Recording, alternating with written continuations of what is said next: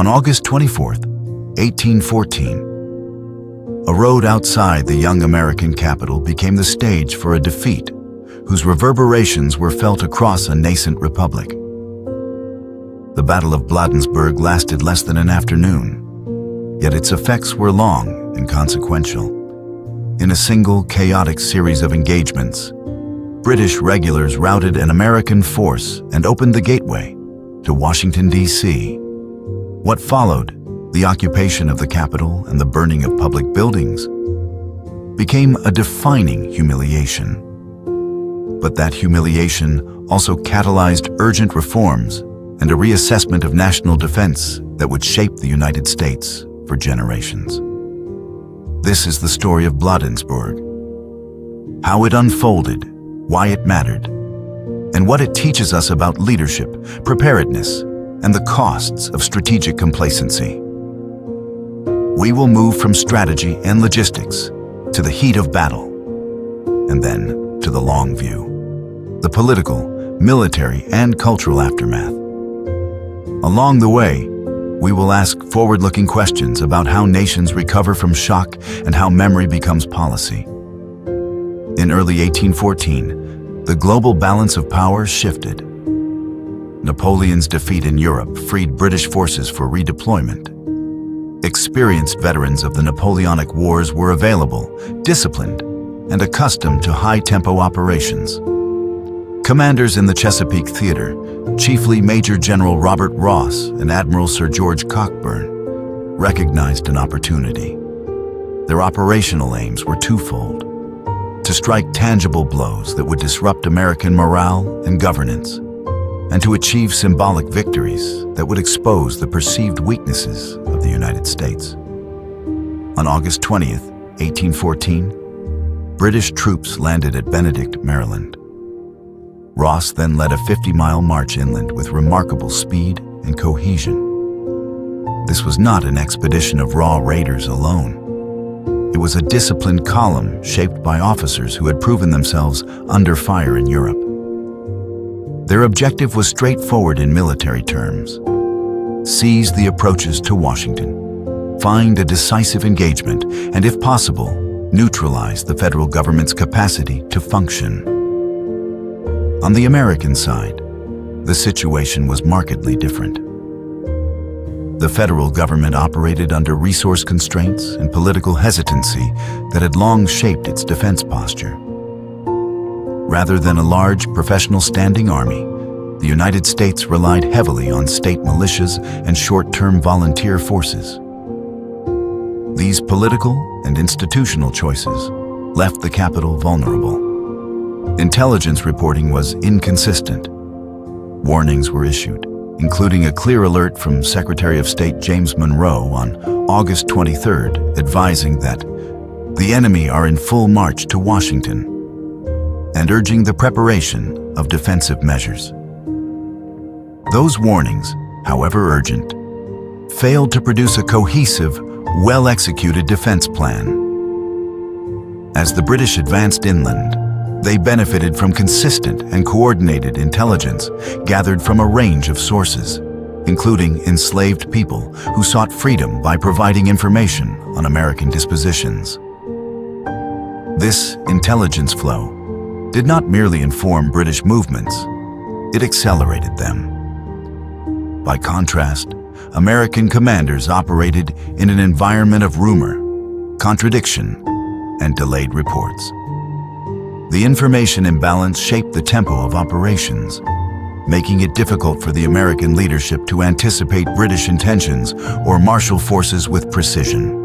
Bladensburg thus became an early example of how asymmetric intelligence capabilities can predetermine the shape and momentum of a campaign. Responsibility for the field defense fell to General William Winder.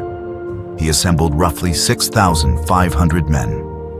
The majority were militia from Maryland, Virginia, and the District of Columbia. Regular army units were few. Winder elected to make a stand at Bladensburg, a choke point on routes leading straight to the capital. He arranged his forces in 3 successive lines, a sensible concept in principle but flawed in execution. The lines were disconnected. Communication was weak. Contingency plans and fallback positions were not clearly established. In short, the architecture of defense lacked the cohesion required to withstand a determined and experienced opponent. One notable exception to the general unpreparedness was Commodore Joshua Barney. Having scuttled most of his Chesapeake Bay flotilla to prevent capture, Barney nevertheless marched to join the defense with 360 sailors and 120 Marines. He fortified the 3rd defensive line with heavy naval guns salvaged from his vessels and with men disciplined by service at sea. A small but professional nucleus amid the larger militia mass. Their presence would later prove the only stout resistance the Americans could muster that afternoon. The battlefield on August 24th was as much a test of human will as of tactics. Heat and humidity pressed down on both armies. British grenadiers and light infantry approached with confidence, their officers controlling the tempo of the advance. The 1st American line occupied positions along the eastern bank of the Anacostia River. From here, the militia fired their initial volleys. Those volleys had the appearance of resistance, but discipline and cohesion soon failed under pressure. The militia's lines faltered. Men broke ranks and retreated in confusion. What followed became derisively known as the Bladensburg races. The 2nd American line could not reconstitute the defense. Panic propagated faster than orders could flow. Communication, always precarious for dispersed militia forces, collapsed entirely. By the time British units reached the 3rd line, the situation for the Americans was critical. At the 3rd line, Barney's sailors and Marines held their ground. Using the heavier cannon and superior small arms drill, they inflicted substantial casualties and momentarily checked the British momentum. Their stand was courageous and effective. But courage cannot substitute for numbers, nor can it compensate for a fractured command structure. Commodore Barney himself was severely wounded when a musket ball lodged in his thigh. His incapacitation further undermined the already fragile American coordination. President Madison, aware of the gravity of the moment, rode to the field. That his presence did not alter the outcome is a stark commentary on the limits of personal leadership when structural elements fail. Training, consistent command, reliable logistics, and prepared contingency plans. With Barney wounded and the militia route irreversible, the defenders abandoned Bladensburg. British forces pressed forward unopposed toward Washington. Militarily, the numerical casualties at Bladensburg were not enormous by the standards of later conflicts. Yet the strategic and psychological consequences were profound. The rout exposed the capital like an open wound. Civilians fled, important documents and artifacts were hurriedly evacuated, and the British entered Washington that evening. The British occupation was limited in duration, but intense in symbolism. Under orders influenced by both retribution and military calculation, they set fire to a number of federal buildings, the presidential mansion, the Capitol, and other key offices. The sight of smoke rising over the Capitol became an emblem of vulnerability. Among the accounts left behind, one piece of scrawled graffiti encapsulated British derision and American shame. George Washington founded this city. James Madison lost it. The phrase captured more than a taunt. It became shorthand for national humiliation. However, to reduce the episode to mere embarrassment would be to miss the deeper institutional lessons it forced upon American policymakers and military planners. In the wake of the disaster, American leaders confronted harsh realities. The reliance on state militias, while politically palatable and economically expedient in peacetime, had proven inadequate when faced with seasoned regulars acting in coordination. The impotence of the militia at Bladensburg catalyzed debates in Washington about the need for a more professional military establishment, for better intelligence and communications, and for stronger coastal and capital defenses.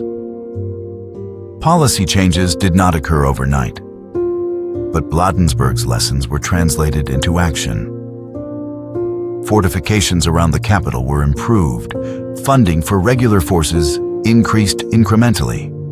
Naval and coastal defenses received renewed attention. The public humiliation became, paradoxically, the impetus for a more resilient posture. In that sense, the defeat was an inflection point, a painful but clarifying moment that advanced the strategic maturity of the Republic. If Bladensburg was a nadir, the subsequent defense of Baltimore provided an immediate corrective. The bombardment of Fort McHenry repelled British forces and inspired Francis Scott Key's poem that became the national anthem. Further afield, American successes at Lake Champlain and, later, at New Orleans, demonstrated that the Republic could recover and, in some theaters, outperform British operations. Together, these episodes shifted the narrative from humiliation to resilience. It is important to nuance the British perspective. Commanders were not monolithic. Admiral Cockburn advocated aggressive measures intended to shock American morale. Major General Ross, on the other hand, sought to accomplish military objectives without descending into wanton destruction. That tension shaped the occupation of Washington and how the British balanced punitive symbolism with operational restraint. For both sides, Bladensburg was a case study in how leadership choices and institutional cultures determine the conduct and consequences of warfare. From a professional military standpoint, the American defeat at Bladensburg reveals recurring pathologies. First, the absence of unified command and clear communications produced delays and contradictory maneuvers. Second, over-reliance on under-equipped and inadequately trained militia resulted in brittle defensive lines that could not absorb sustained pressure. Third, the lack of a contingency plan and reserves made it impossible to stabilize the battle once initial lines failed. These failings are not merely historical curiosities. They are archetypal problems that militaries and organizations must guard against in any era. Viewed through a contemporary lens, Bladensburg prompts questions about resilience and institutional design. How does a society balance civil-military relations with the need for rapid, reliable defensive capacity? What mechanisms ensure that warnings from civilian leaders are translated into effective operational measures? How should a polity invest in preparedness without eroding democratic oversight? These are the enduring questions that Bladensburg helps illuminate. Timelines can simplify complexity, but they can also reveal patterns. The British landing and rapid march, the breakdown of American defensive architecture, the occupation and burning of Washington, and the subsequent American counter-efforts together form a coherent arc. That arc moves from vulnerability to recalibration and, ultimately, to renewed national confidence. The trajectory matters because it demonstrates that strategic failure, if honestly assessed and deliberately addressed, can produce institutional growth. Beyond strategy and policy, Bladensburg left human traces. Residents of Washington fled with whatever they could carry. Government clerks and officials sought to save records and artifacts. Soldiers and sailors bore wounds, and communities grieved for the dead. These personal dimensions remind us that every engagement has costs measured not only in tactical gains or losses, but in disrupted lives and diminished sense of security. Properly appreciating those human costs is essential when we evaluate the decisions that led to the battle and those taken afterward. In the decades following the war, memory became part of civic education. Bladensburg entered public consciousness as a cautionary tale and a spur for reform. Narratives emphasized both the shame of the loss and the heroism of those who stood and fought. Commemoration, re-examination, and military reform intertwined to produce a legacy that was not static but evolving. So what are the clear lessons of Bladensburg for contemporary publics and policymakers? First, the architecture of defense must reflect strategic realities rather than political convenience. When threats exist, the elective restraint of large standing forces must be balanced by capabilities that can be mobilized rapidly and commanded coherently. Second, leadership is not merely about presence. It is about systems that translate decision into action. Third, symbolic targets carry strategic weight. The physical security of institutions matters because their loss can reverberate, undermining legitimacy and social cohesion. Finally, crises can catalyze reform. Humiliation need not be a permanent condition if it provokes institutional learning and investment. The Battle of Bladensburg was a dramatic and sobering episode in the War of 1812. It exposed weaknesses in the young republic's military posture, showcased the effectiveness of experienced British forces, and resulted in an event whose image, smoke over the capital, remains seared into the national memory. Yet the aftermath also demonstrates the capacity of democratic institutions to learn from failure. Reconstruction of the capital, reinforcement of defenses, and the eventual successes at Baltimore and New Orleans are part of a broader arc of recovery. History offers more than a record of what happened. It offers lessons about how organizations, leaders, and societies respond to shock. Bladensburg's most enduring legacy may be the way it compelled a young nation to confront hard truths and, in doing so, to make itself more resilient. In a world where strategic surprises remain a fact of life, the past continues to instruct the present. Thank you for joining this in-depth exploration of the Battle of Bladensburg. If you found this examination useful, consider subscribing and sharing. In future episodes, we will continue to examine the pivotal clashes that shape nations and the decisions that transform defeat into renewal.